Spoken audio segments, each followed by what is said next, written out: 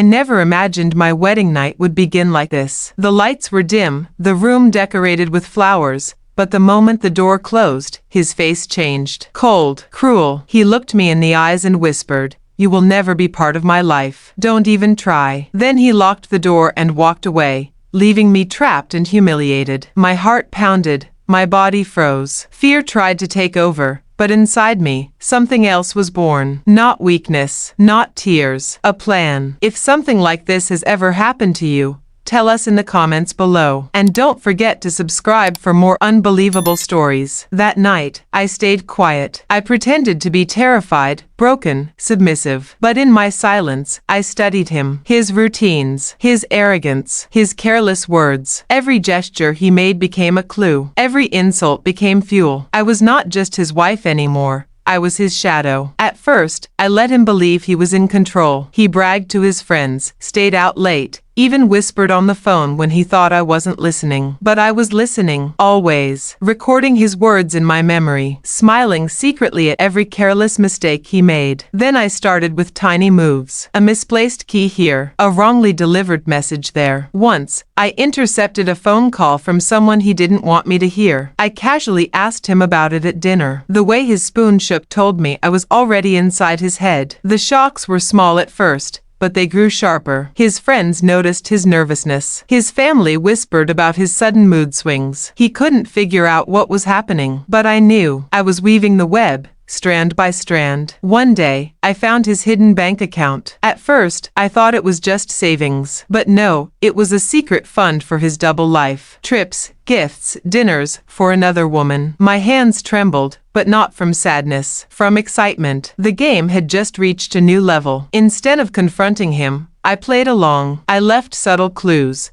An earring in his car that wasn't mine mysteriously disappeared, only to reappear in his office drawer. A receipt he thought was hidden suddenly showed up on his bedside table. He accused me, panicked, searched everywhere, but he never caught me in the act. Meanwhile, I built my strength silently. I started working online, freelancing at night when he thought I was asleep. At first, it was small money, but within months, I was earning more than enough to stand on my own. Still, I told no one. Let him believe I was weak, dependent, trapped. That was my weapon, his illusion. Then came the public shocks. At a family gathering, I accidentally let a small piece of his lie slip, just enough to make him sweat, not enough to expose the whole truth. His relatives exchanged glances. He forced a laugh, but his eyes darted nervously. He started drinking more, sleeping less, talking to himself at night. The man who once locked me in a room was now a prisoner of his own paranoia. And I watched quietly, savoring every moment. But I wasn't done, not even close. I planned the perfect night, a celebration dinner, with friends and family gathered. Everything looked normal, music, laughter, candles glowing. He smiled, thinking he had control again. Then, slowly, I began. First, small truths. A lie he told about work. A receipt for a gift he never gave me. His face twitched, but he denied it smoothly. People laughed it off. Then, bigger revelations. Messages, photos, proof. One by one, I revealed the double life he thought was hidden forever. Gasps filled the room. Eyes widened. His mother looked away in shame. His friends whispered in shock. He tried to shout, to deny, but I was ready. I had recordings, screenshots, even a voice message from the woman he betrayed me with,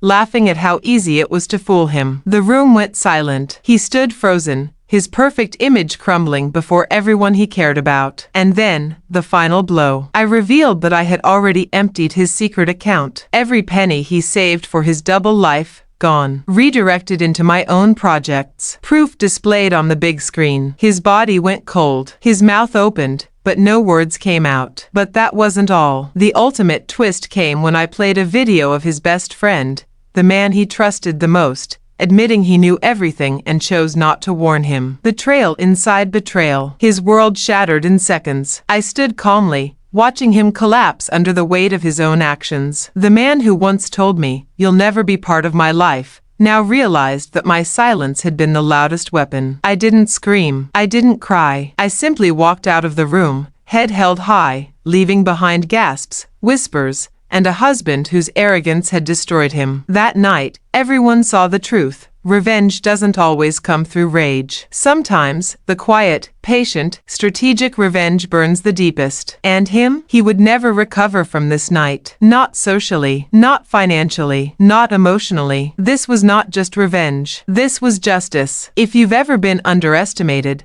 let us know your story in the comments. And remember to subscribe for more shocking, unbelievable stories like this.